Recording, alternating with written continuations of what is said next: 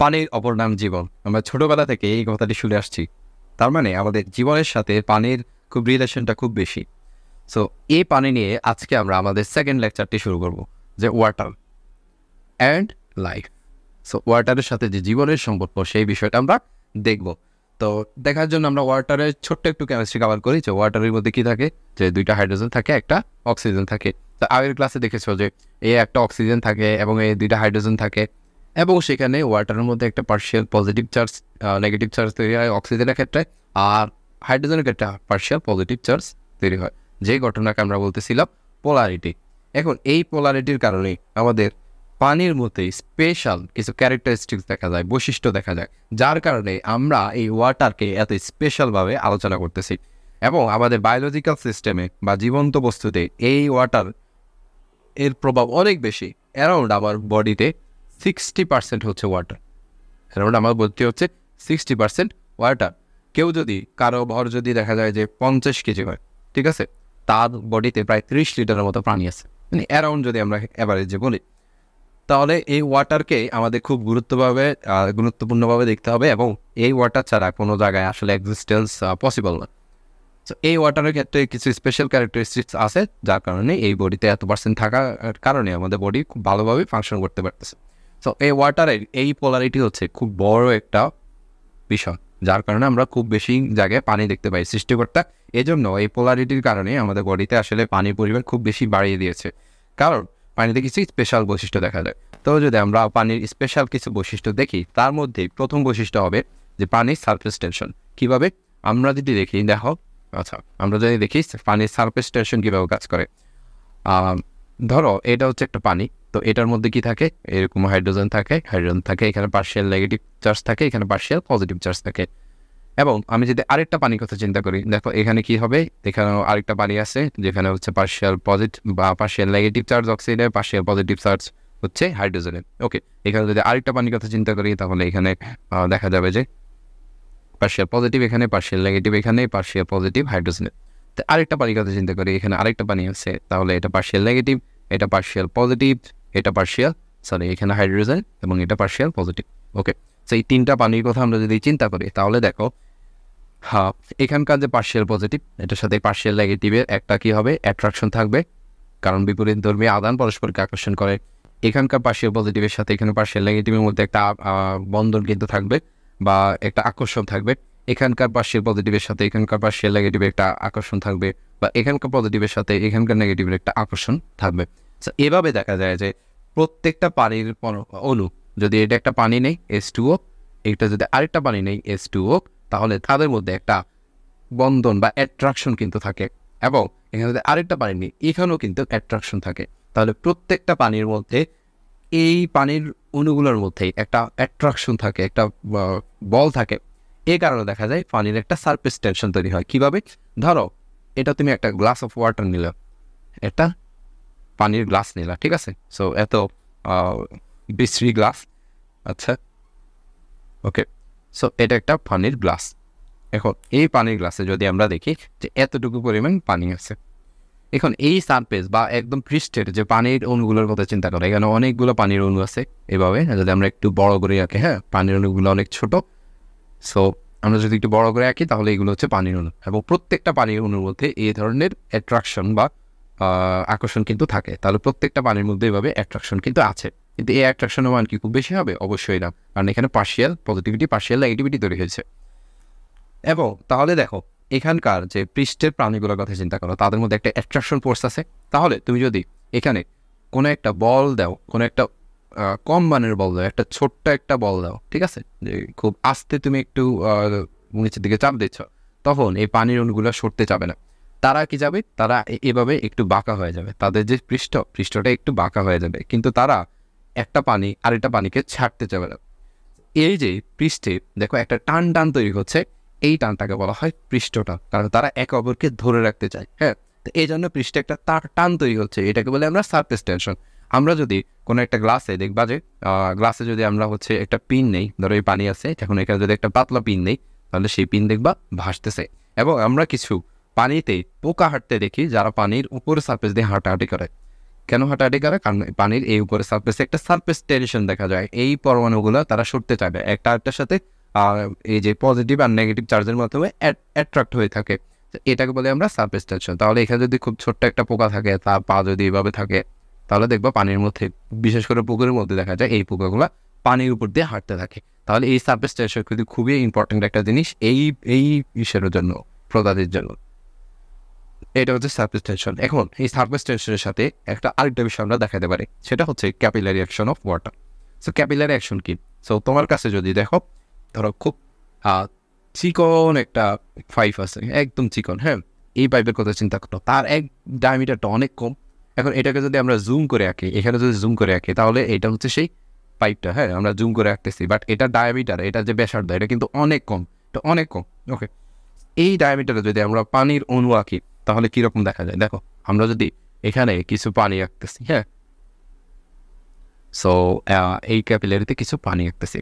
So এই পানিগুলো কী হবে? দেখো, এই ক্যাপিলারি একটা ওয়াল আছে, এবং পানি যেহেতু পার্শিয়াল পজিটিভিটি আছে, পার্শিয়াল নেগেটিভিটি আছে, তখন সে এই ওয়ালের যে ওয়াল তো একটা কি, কোনো একটা কম্পাউন্ড দিয়ে তৈরি, যেমন আমরা পলিথিন দেখি বা যে কোনো পিভিসি পাইপ দেখি, তো এই ধরনের কম্পাউন্ড দিয়ে সে তৈরি। তাহলে কি হবে? এই পানির মধ্যে এই ক্যাপিলারি টিউবের বা ক্যাপিলারি যে ওয়াল আছে, এখানে একটা অ্যাট্রাকশন ফোর্স কিন্তু থাকবে, এবং এই সাইডের পানিগুলোর সাথে এখানে একটা অ্যাট্রাকশন ফোর্স কিন্তু থাকবে। তাহলে এই ফোর্সের কারণে কি হবে? এই পানিটা সামান্য উপরে উঠে আসবে, এখানে উঠে আসলো, তাহলে এ কী করবে? একে টান দিবে, টান দিলে এই উপরে উঠে আসবে, আস্তে আস্তে দেখা যায় যে এই পানিটা উপরে উঠবে, দেখা যাচ্ছে যে পানিটা উপরের দিকে উঠা শুরু করলো। তাহলে এরপর দেখা যায় পানিটা যখন এখন এই অবস্থায় আছে, তখন এখান থেকে এই ওয়ালে একটা আকর্ষণ বল থাকবে, এই পানিটা আবার উপরে উঠে যাবে। এভাবে কিন্তু দেখা যায় যে পানির সংখ্যা যদি কম হয়, তখন কিন্তু পানিটা উপরে উঠে আসতে পারে, কারণ এই পোর্সটা কিন্তু অনেক ছোট। তাহলে যদি পানির সংখ্যা কম হয়, তখন কিন্তু এটা আস্তে আস্তে উপরে উঠতে পারে। তাহলে এটাকে বলা হয় পানির ক্যাপিলারি অ্যাকশন। এটা কিভাবে তোমরা দেখবা? এটা যদি তোমরা দেখো যে একটা গ্লাসে এভাবে যদি তোমরা একটা টিস্যু পেপারকে এভাবে ঝুলিয়ে রাখো, আমরা এক্সপেরিমেন্টটাও দেখব, তখন দেখা যাবে এখান থেকে পানিগুলো আস্তে আস্তে আস্তে আস্তে আস্তে উপরের দিকে উঠে যাচ্ছে। তাহলে এইটাও কিন্তু একটা পানির ক্যাপিলারি অ্যাকশন। সো এই ক্যাপিলারি অ্যাকশনের আসলে ইম্পর্টেন্সটা কি? দেখো, এখানে কোনো শক্তি ছাড়াই পানিটা উপরের দিকে উঠতেছে, এবং এই ক্যাপিলারি টিউবেও দেখো, এখানে শক্তি ছাড়াই, মানে বাহ্যিক কোনো শক্তি ছাড়াই এখানে কিন্তু পানি উপরের দিকে উঠতেছে। এই উপরে ওঠার আসলে সিগনিফিকেন্সটা কি? এখানে উঠলে আমাদের আসলে লাভ কি? হ্যাঁ, যে এত ছোট পরিসরে পানি উঠতেছে, এটা দিয়ে আমরা কী করবো? নর্মালি আমরা বাসার পানি উঠানোর জন্য ট্যাঙ্কিতে হচ্ছে মোটর লাগানো লাগে, কিন্তু তুমি যদি একটা গাছের কথা চিন্তা করো, ধরো এ হচ্ছে একটা গাছ, আচ্ছা, এ হচ্ছে একটা গাছ, এটা হচ্ছে গাছের মূল, এবং এ হচ্ছে গাছের পাতা। ওকে, সো এগুলো হচ্ছে গাছ। ওকে, এখন দেখো যে আমাদের যে গাছের, আমরা জানি যে খাদ্য তৈরি করার জন্য গাছের যে খাদ্য তৈরি করে, সেই খাদ্য তৈরি করার জন্য আমাদের কি লাগে? কার্বন ডাইঅক্সাইড লাগে, পানি লাগে, ঠিক আছে? এই যে পানি, এই পানিটা আসে কোথায় থেকে? আমরা জানি যে গাছের এই পানিটা আসে হচ্ছে গাছের মূল দিয়ে, সে হচ্ছে এই ওয়াটার শোষণ করে। এখন এই মূল থেকে পানিটা অবশ্যই গাছের পাতায় দিতে হবে, যেখানে খাদ্য তৈরি হয় বা গ্লুকোজ তৈরি হয়। এখন যেতে হলে দেখো, পানিতে কিন্তু আসলে কোনো মোটর নাই, হ্যাঁ, তো এইখান থেকে যে পানি উঠবে, সেখানে কিন্তু কোনো মোটর নাই। এই মোটর যে নাই, কিন্তু পানি তো উঠতে হবে। এখানে কি হয় যে পানির এই যে ভাস্কুলার সিস্টেম, যাকে বলি আমরা পরিবহন তন্ত্র, হ্যাঁ, পরিবহন তন্ত্র, তোমরা সামনেই দেখবা যে পরিবহন তন্ত্র নামে একটা তন্ত্র আছে গাছের মধ্যে বা উদ্ভিদে। সেই পরিবহন তন্ত্রের মধ্যে দুইটা কম্পোনেন্ট আছে, একটা হচ্ছে জাইলেম আর এটা হচ্ছে ফ্লোয়েম, ঠিক আছে, ফ্লোয়েম। সো এই জাইলেমটা কি করে? জাইলেম কি করে যে মূল থেকে যে ওয়াটার বা বিভিন্ন খনিজ লবণ, সেই কিন্তু এটাকে উঠাই নিয়ে আসে পাতার মধ্যে। কোথায়? পাতার মধ্যে। সো পাতার মধ্যে যখন উঠাই নিয়ে আসে, তখন পাতাতে খাদ্য তৈরি হয়। সেই খাদ্যটাকে আবার যে বাকি ফ্লোয়েম আছে, সেই আবার বিভিন্ন জায়গায় পৌঁছায় দেয়। তাহলে পরিবহন তন্ত্রের যে দুইটা কম্পোনেন্ট, একটা হচ্ছে জাইলেন, একটা হচ্ছে ফ্লোয়েম। জাইলেনটি কি করে? মূল থেকে যত কাঁচামাল আছে, যেমন পানি, খনিজ লবণ, এগুলো হচ্ছে সেই পাতার মধ্যে নিয়ে যায়। পাতা একটা হচ্ছে ফ্যাক্টরি, একটা খাদ্য তৈরির ফ্যাক্টরি। এই ফ্যাক্টরিতে যখন এই উপাদানগুলো আসে, তখন সেখান থেকে গ্লুকোজ তৈরি হয়। সাপোজ এই গ্লুকোজ তৈরি হলো, এই গ্লুকোজকে তখন এই ফ্লোয়েম কি করে? ফ্লোয়েম কি করে? বিভিন্ন জায়গায় সেই পৌঁছায় দেয়। তাহলে এটাই হচ্ছে ভাস্কুলার সিস্টেমের কাজ। এবং এই যে পানি উঠে, এখানে কিন্তু কোনো মোটর কিন্তু নেই, কোনো মোটর সিস্টেম নেই। এখানে পানি উঠে অ্যাকচুয়ালি এই ক্যাপিলারি অ্যাকশনের মাধ্যমে। ওই যে আমরা ক্যাপিলারি টিউব দেখালাম, এখানে পানির মলিকুল দেখালাম, এই পানিগুলা এই অ্যাকশনের কারণে দেখা যায় যে উপরের দিকে আস্তে আস্তে উঠতে থাকে।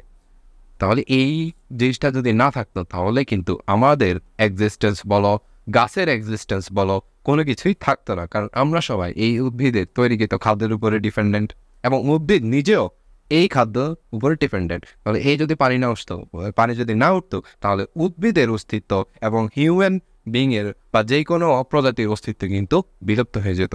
তাহলে এই পানির ক্যাপিলারি অ্যাকশন খুবই খুবই ইম্পর্ট্যান্ট একটা ফ্যাক্টর। দ্বিতীয় আরেকটা ফ্যাক্টর, সেটাকে বলে আমরা হাই স্পেসিফিক হিট। ওকে, তো সেই ফ্যাক্টরটা কি? দেখো, পানির এগুলো হচ্ছে পানির একটা স্পেশাল ক্যারেক্টারিস্টিক্স। ওকে, তো পানি হচ্ছে কারো সাহায্য ছাড়াই যদি ছোট্ট ক্যাপিলারি টিউব থাকে সেটা দিয়ে উঠে যেতে পারে, ঠিক আছে?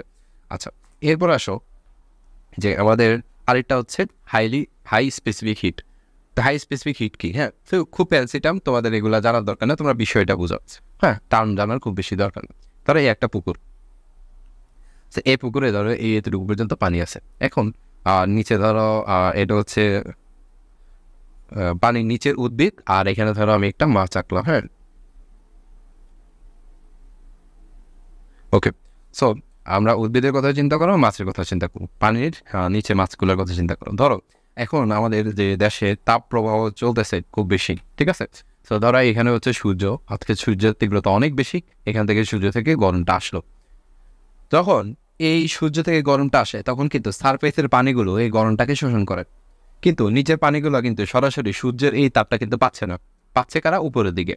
এখন উপরের দিকে এই পানিগুলো যখন তাপটা শোষণ করে তখন সেই আস্তে আস্তে আস্তে হিটটা নিচের দিকে আসতে থাকে। এটা কিন্তু র্যাপিড না যে খুব তাড়াতাড়ি, ধরো এখানে অনেক বেশি সূর্যের তাপ, সেটা কিন্তু সরাসরি প্রথম দিকে যে এখানে তাপ তৈরি হবে মানে কয়েক মিনিটের ভিতরে কিন্তু নিচে চলে যাবে না।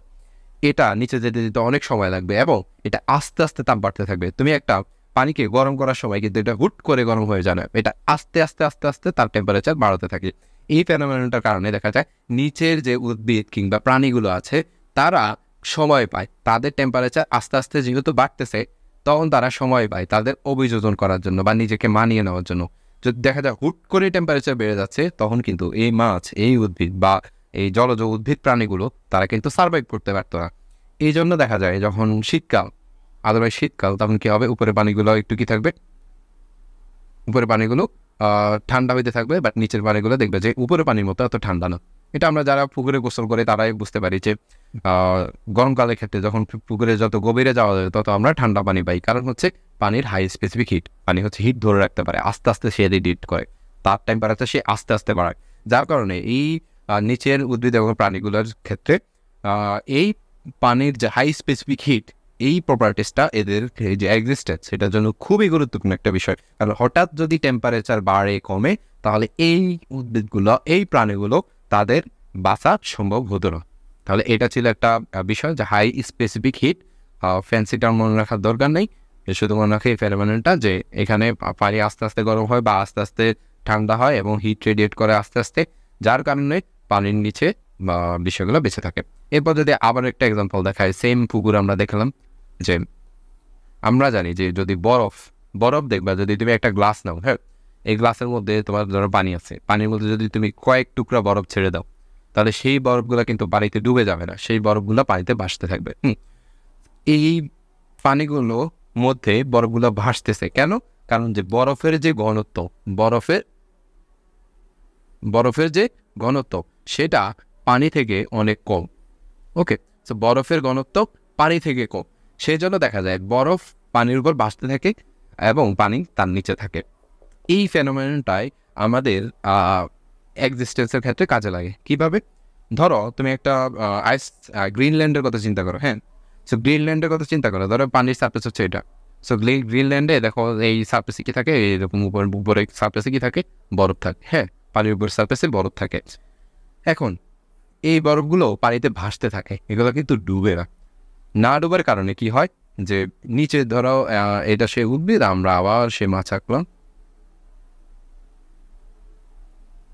ওকে, সো এই বরফগুলো কিন্তু ডুবতেছে না, এগুলো কিন্তু ভাসতেছে। ভাসার কারণে এখান থেকে যে ঠান্ডাটা সেটা কিন্তু পানির উপরে সারফেস পাচ্ছে, এবং পানির হাই স্পেসিফিক হিটের কারণে দেখা যায় পানি উপরেগুলো হচ্ছে ঠান্ডা হবে, দেন আস্তে আস্তে আস্তে আস্তে নিচেরগুলো ঠান্ডা হবে। বাট উপরেগুলো যত ঠান্ডা হবে নিচেরগুলো কিন্তু তত ঠান্ডা হবে না, কারণ এখানে পানির হাই স্পেসিফিক হিট। পানি গরম হইতেও বেশি সময় লাগে এবং বেশি হিট লাগে, ঠান্ডা হইতেও বেশি সময় লাগে, বেশি হিট তাকে সরাই নিতে হয়। তাই এখান থেকে বরফ থেকে যে ঠান্ডাগুলো আসে সেগুলো এই পানিগুলোই শোষণ করে নেয় এবং সরাসরি এই মাছ আর এই উদ্ভিদে ইফেক্ট করে না, এবং এই ঠান্ডাটা আস্তে আস্তে আস্তে আস্তে রেডিয়েট হয়। এবং এই ঠান্ডা করতে কিন্তু অনেক বেশি তোমার ঠান্ডা লাগে, অনেক বেশি বরফ লাগে। সো এইটার জন্য হাই স্পেসিফিক হিটের কারণেই এই বরফগুলো তখন নিচের বা মাছগুলো বা উদ্ভিদগুলোকে এফেক্ট করতে পারে না। কিন্তু যদি অনেক বেশি হয়ে যায়, টেম্পারেচার অনেক কম হয়ে যায়, মানে অনেক বেশি শীত হয় বা ঠান্ডা হয়, তখন কিন্তু আর এরা বাঁচতে পারবে না। এখান থেকে আস্তে আস্তে হিট রেডিয়েট করে এদের হচ্ছে ধ্বংস করে ফেলবে। সো এটার কারণেই দেখা যায় আমাদের ওয়াটার, আমাদের লিভিং এক্সিস্টেন্সের জন্য আমরা অন্যভাবে এই ফিজিক্সের দুইটা ফেনোমেননকে চিন্তা করতে পারি। এই যে ক্যাপিলারি অ্যাকশন, এই যে সারফেস টেনশন, এই যে বরফের ঘনত্ব পানি থেকে কম, এই বিষয়গুলো আমরা ফিজিক্সের আন্ডারে পড়াশোনা করে থাকি। আচ্ছা, ফিজিক্সে ইন্টারমিডিয়েট ফিজিক্সে দেখবা এইসবের একটা ডিটেলস একটা চ্যাপ্টার আছে।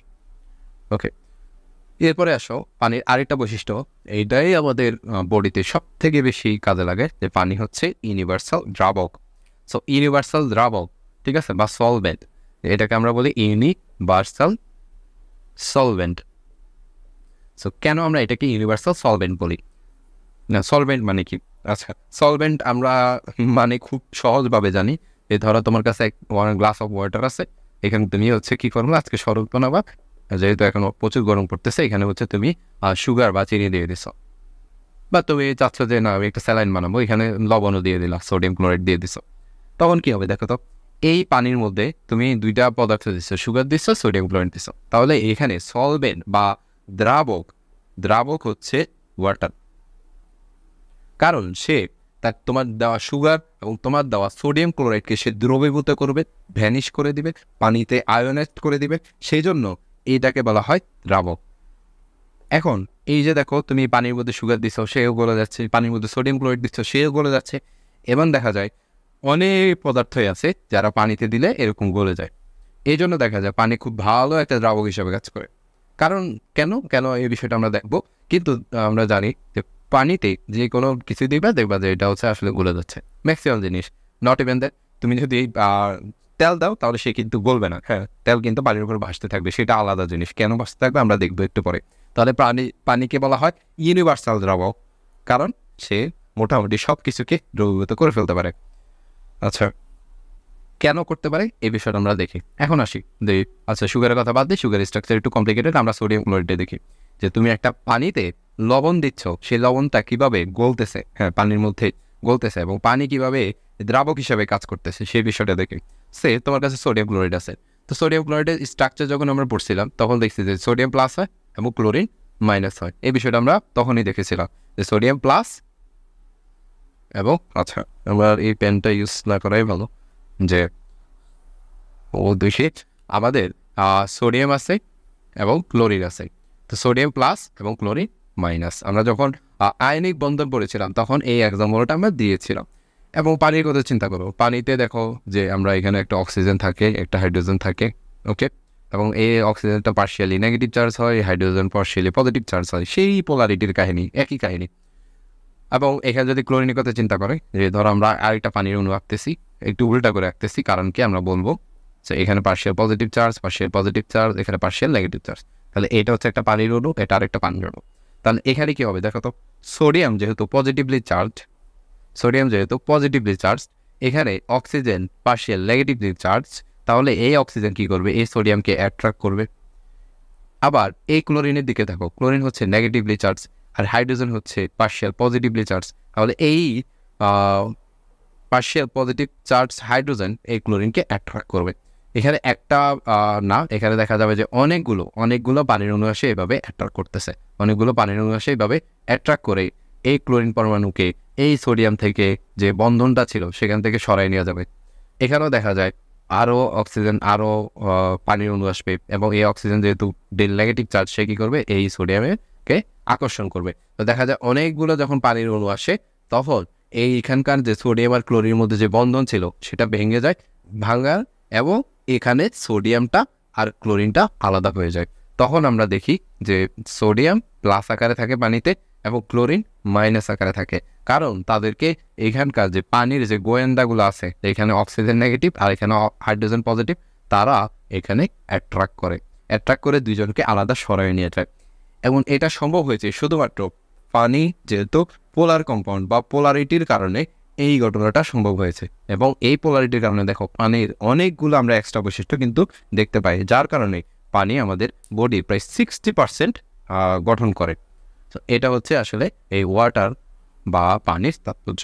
সো ওয়াটার বা পানি কী করে, তার পোলারিটির কারণে বিভিন্ন ধরনের বৈশিষ্ট্য দেখায়, যেমন সারফেস টেনশন আমরা দেখেছি, কিংবা আমরা দেখেছি আইস কিভাবে পানিতে ভাসে এবং নিচের প্রাণীগুলোকে রক্ষা করে, কিংবা আমরা দেখেছি যে এখানে ইউনিভার্সাল সলভেন্ট হিসেবে কাজ করে। তো এই বিষয়গুলোর কারণে পানিকে আমরা ইউনিভার্সাল দ্রাবক বলি এবং পানি আমাদের যে লিভিং এক্সিস্টেন্সের জন্য খুব গুরুত্বপূর্ণ একটা কম্পাউন্ড বা যৌগ। এখানে আরেকটা বিষয় আছে পানি রিলেটেড, সেটাকে আমরা বলি পিএইচ। সো পিএইচ সম্পর্কে আমরা খুব ডিটেলসে যাব না, আমরা আমাদের বায়োলজির মধ্যে থাকবো। সো পিএইচ মানে কি? পিএইচ মানে হচ্ছে পাওয়ার অফ হাইড্রোজেন। তো সহজ কথা যদি বলি যে পাওয়ার অফ হাইড্রোজেন। সো এই হাইড্রোজেনের পাওয়ার মানে কি? দেখো, তোমার কাছে যদি আমরা একটা যদি পিএইচ স্কেল আঁকি, পিএইচ স্কেল, হ্যাঁ, সো আমরা বুঝাচ্ছি আস্তে আস্তে যে এখানে পিএইচ স্কেলে মাঝখানে থাকে 7, এর পাশে থাকে 0, এর পাশে থাকে 14। ওকে, এখন আমরা যদি পানির কথা চিন্তা করি যে H2O, তো এটাকে বাংলা আমরা কি পাই? H প্লাস পাই আর OH মাইনাস পাই। এটা হচ্ছে ভাঙার ফলে হয়। হ্যাঁ, তো এখানে দেখো তো যে পরিমাণ H প্লাস তৈরি হচ্ছে সেই পরিমাণ OH তৈরি হচ্ছে, তার মানে দুইটাই সমান। এখন কোনো একটা জায়গায় যদি H প্লাস এবং OH মাইনাস সমান থাকে তখন তার পিএইচ হয়ে যায় 7। সো পানির পিএইচকে বলা হয় 7 এবং 7 হচ্ছে নিউট্রাল। 7 হচ্ছে নিউট্রাল। নিউট্রাল মানে সে অ্যাসিডও না, সে ক্ষারও না। যখন কোনো একটা জায়গায় দেখবা যে কোনো একটা যৌগে দেখবা যে H প্লাসের পরিমাণ অনেক বেশি, যেমন হাইড্রোক্লোরিক অ্যাসিড, তোমার কাছে যদি হাইড্রোক্লোরিক অ্যাসিড থাকে তাহলে দেখো এখান থেকে হাইড্রোক্লোরিক অ্যাসিড ভেঙে এখানে কি তৈরি হবে? H প্লাস তৈরি হবে আর Cl মাইনাস তৈরি হবে। এখানে কিন্তু কোনো ধরনের OH কিন্তু তৈরি হচ্ছে না। তাহলে দেখো এই HCl এর মধ্যে দেখো H প্লাসের পরিমাণ অনেক বেশি, তাই দেখা যাবে তার পিএইচ 7 থেকে কম। অর্থাৎ H প্লাস যত বেশি থাকবে, H প্লাস যত বেশি হবে, পিএইচ তত কম হবে। আর পিএইচ যত কম হয় তত সে অ্যাসিডিক, তত সে বেশি অ্যাসিডিক। তাহলে অ্যাসিডিক মানে কি? অ্যাসিডিক মানে হচ্ছে তার মধ্যে হাইড্রোজেনের কনসেন্ট্রেশন বা হাইড্রোজেনের ঘনত্ব অনেক বেশি। তাহলে আমরা যদি সামারি করি যে কোনো একটা যৌগে তুমি যদি দেখো এক্সট্রা হাইড্রোজেন আছে, তাহলে সেটা হবে আমাদের অ্যাসিডিক এবং তার পিএইচ হবে 0 আর 7-এর মাঝখানে, যে কোনো একটা পয়েন্ট হতে পারে। তার শক্তি অনুসারে দেখা যাবে তার H প্লাস ঘনত্ব যদি অনেক বেশি হয় তখন তার পিএইচটা আস্তে আস্তে কমতে থাকে অনেক বেশি। এবং যদি আমরা দেখি যে তোমার কাছে 1 আছে, ধরো কোনো একটা অ্যাসিডের পিএইচ 1 আর একটা অ্যাসিডের পিএইচ 2, কোনটা বেশি শক্তিশালী? শক্তিশালী হচ্ছে পিএইচ 1। অর্থাৎ 7 থেকে যত 0-এর দিকে আসতে থাকে তত তার অ্যাসিডিটি বাড়তে থাকে, তার শক্তি বাড়তে থাকে। এবং যদি আমরা বিপরীতটা দেখি যে এই 7 থেকে 14-এর বিষয়টা খেয়াল করো, এখানে দেখা যাবে কোনো একটা যৌগে দেখবা OH এর যদি ঘনত্ব বেশি থাকে, কোনো একটা কম্পাউন্ডে যদি OH এর ঘনত্ব বেশি থাকে বা হাইড্রোক্সিলের ঘনত্ব বেশি থাকে, তখন তার পিএইচ বাড়তে থাকবে। পিএইচ বাড়তে থাকবে। যে কোনো দেখো তোমার কাছে যদি থাকে যে সোডিয়াম হাইড্রোক্সাইড, এখন এটাকে যদি তুমি ভাঙো, সোডিয়াম হাইড্রোক্সাইডকে ভাঙলে দেখো এখানে হাইড্রোক্সিল পাচ্ছ আর সোডিয়াম প্লাস পাচ্ছ আর হাইড্রোক্সিল মাইনাস পাচ্ছ। এখানে কিন্তু তুমি কোনো H প্লাস পাচ্ছ না। তাহলে ওই দ্রবণে যখন এটা তুমি পানিতে মিশাবা তখন দেখবা যে OHটা ওই দ্রবণে অনেক বেশি পরিমাণ আছে। তার মানে এইখানে দেখো OH যদি বাড়তে থাকে তাহলে তার পিএইচও কিন্তু বাড়তে থাকবে এবং সেটা অবশ্যই 7-এর বেশি হবে। 7 যেহেতু নিউট্রাল, যেখানে H আর OH সমান, তখন আমরা সেটাকে 7 বলি। এবং এই যে বাড়তে থাকে, তো তোমার কাছে যদি থাকে যে কোনো একটা জিনিসের পিএইচ 12 আর একটা জিনিসের পিএইচ 13, তাহলে কোনটা বেশি শক্তিশালী? অবশ্যই 13 শক্তিশালী। তার মানে 7 থেকে যত দূরে যেতে থাকবো তার শক্তি তত বাড়তে থাকবে। 7 থেকে যদি আমরা 0-এর দিকে যাই তার অ্যাসিডিটি বাড়তে থাকবে বা সে তত অ্যাসিড হবে বেশি। 7 থেকে যত 14-এর দিকে যাবে অর্থাৎ তার পিএইচ যত বাড়তে থাকবে তখন আমরা সেটাকে বলবো সে বেশি পরিমাণ বেসিক বা সে বেশি পরিমাণ ক্ষারীয়। তাহলে এটা হচ্ছে সে পিএইচ স্কেল। এখন এই পিএইচ স্কেল জানার কি প্রয়োজনীয়তা? তো রিসেন্টলি আমাদের দেশে হিট ওয়েভ চলতেছে, অনেক বেশি গরম। আমরা পৃথিবীবাসী এই গরম নিয়ে খুব বেশি কনসার্ন, কিন্তু যদি তুমি একটা পুকুরের কথা চিন্তা করো বা একটা জলাশয়ের কথা চিন্তা করো যেখানে আমাদের জলজ উদ্ভিদগুলো আছে বা পানির সাথে যাদের কানেকশন খুব বেশি, তাদের ক্ষেত্রে তারা গরম নিয়ে যতটুকু বেশি কনসার্ন তার থেকে বেশি কনসার্ন হচ্ছে পিএইচ নিয়ে। ধরো এটা সেই জলাশয়, তখন এখানে যে পানি আছে সেখানে যদি দেখা যায় যে বেশি পরিমাণ H+-এর ঘনত্ব বেড়ে যাচ্ছে, তখন কিন্তু তার পিএইচ কমে যাবে, অর্থাৎ জিরোর দিকে যাবে। হ্যাঁ, 7 থেকে 0-র মধ্যে হবে এবং সে তত বেশি অ্যাসিডিক হবে। ঠিক আছে, এবং সেই এই H+-এর কারণে সেই পানির পিএইচ কমতে থাকবে, অর্থাৎ অ্যাসিডিটি হইতে থাকবে, এবং সেখানে যে উদ্ভিদ এবং প্রাণীগুলো আছে তারা কিন্তু ক্ষতিগ্রস্ত হবে। নট ইভেন দ্যাট, যদি আমরা বেসটাও দেখি যে এখানে যদি আমাদের ওএইচের ঘনমাত্রা বাড়তে থাকে, তখন সেটা আবার বেশি হবে, 7 থেকে বেশি হবে, 14-এর দিকে যাবে, এবং সেই পানি তত বেশি ক্ষারীয় হতে থাকবে। ক্ষারীয় হলে সমস্যা কি, সেখানে যে উদ্ভিদের প্রাণী আছে তাদের যে শরীরের ভিতরে বিভিন্ন জিনিস নষ্ট হয়ে যায়। সেটা আমরা পরবর্তী দেখব কিভাবে হচ্ছে পিএইচ আমাদের বিভিন্ন মলিকিউলকে অ্যাটাক করে বা মলিকিউলকে প্রভাবিত করে। আচ্ছা, তাহলে এইটা হচ্ছে আমাদের পিএইচ। সো পিএইচ, আমাদের পানির পিএইচ হচ্ছে 7, যেটা নিউট্রাল, যেটা থাকা আমাদের উদ্ভিদ বা প্রাণীর ক্ষেত্রে সবার ক্ষেত্রে ভালো, কিন্তু এর বেশি কম হলে কিন্তু আমাদের সমস্যা। যেমন আমাদের বডিতে মানুষের পিএইচ হচ্ছে অ্যারাউন্ড 7.4, তার মানে এটা হচ্ছে প্রায় নিউট্রালের কাছাকাছি। হ্যাঁ, নিউট্রালের কাছাকাছি। তো এটা থেকে যখন খুব বেশি ফ্লাকচুয়েট হয়ে যায়, হ্যাঁ, একটু সরে যায়, তখন কিন্তু মানুষ আর বাঁচতে পারে না। এটাকে আমরা হচ্ছে মেডিকেল ইমার্জেন্সি হিসেবে দেখি। তো এই যে পিএইচ যদি কোনোভাবে চেঞ্জ হয়ে যায়, তাহলে কিন্তু মানুষ আর বাঁচতে পারবে না। নট ইভেন দ্যাট, মানুষ, এই জলজ উদ্ভিদটা কিন্তু বাঁচতে পারবে না। সো এক্ষেত্রে এই বিষয়টা হেল্প করে। বা আমরা যদি দেখি এখন আমরা হিট ওয়েভ, এটার জন্য আমরা দায়ী করতেছি হচ্ছে কার্বন ডাইঅক্সাইডকে। সো কার্বন ডাইঅক্সাইড গ্যাস কী করে, কার্বন ডাইঅক্সাইড গ্যাস যখন পানির সাথে মিশে, তখন সে একটা অ্যাসিড তৈরি করে, তার নাম হচ্ছে কার্বনিক অ্যাসিড, H2CO3। এবং এই কার্বনিক অ্যাসিড যখন ভাঙে, তখন সেটা হয়ে যায় H+ এবং HCO3- মানে কার্বনেট। তো দেখো, কার্বন ডাইঅক্সাইড যখন পানিতে ঢুকতেছে, দ্রবীভূত হচ্ছে, তখন সে কিন্তু আলটিমেটলি এই H+ তৈরি করতেছে বা প্রোটন তৈরি করতেছে। এই তৈরি করার কারণে এই পানির পিএইচ তখন কমে যাবে, অর্থাৎ পিএইচ স্কেলে আমরা দেখেছি যে 0 আর 7-এর মাঝখানে হবে, এদিকে হবে। তো এদিকে হলে মানে সে অ্যাসিডিক হয়ে যাবে। সো কোনো জায়গায় যদি কার্বন ডাইঅক্সাইডের ঘনত্ব অনেক বেশি হয়ে যায়, তখন সেই পানিটা অ্যাসিডিক হয়ে যায়। সে অ্যাসিডিক হলে তাহলে কিন্তু এই উদ্ভিদ প্রজাতি বা ভিতরের যে প্রাণী প্রজাতি আছে তারা কিন্তু আর বাঁচতে পারবে না। সো কার্বন ডাইঅক্সাইডের ঘনত্ব বাড়লেও কিন্তু আমাদের পানি অ্যাসিডিক হয়ে যেতে পারে। এবং আমরা বেসিক, যদি আমরা পুকুরে পানিতে খুব বেশি সাবান ইউজ করি, কাপড় ধোয়ার সাবান, তো সেক্ষেত্রে দেখা যায় পানির পিএইচটা 7 থেকে 14-এর দিকে চলে যায়, মানে সেখানে ওএইচের ঘনমাত্রা অনেক বেশি থাকে।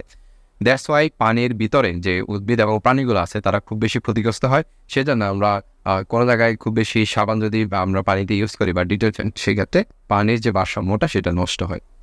সো এটা হচ্ছে আরেকটা বিষয় যে আমরা পানির পিএইচ। সো এই ক্ষেত্রে আমাদের পানির লেকচারটি শেষ।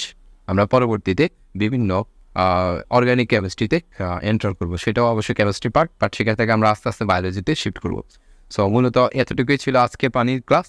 এবং পানির সব থেকে বেশি গুরুত্বপূর্ণ জিনিস হচ্ছে পোলারিটি, যার কারণে আমরা পানিতে স্পেশাল কিছু ক্যারেক্টারিস্টিক দেখতে পাই, যেটা আমাদের এই লিভিং এক্সিস্টেন্সকে বাঁচিয়ে রাখার জন্য খুব ইম্পর্টেন্ট একটা রোল প্লে করে।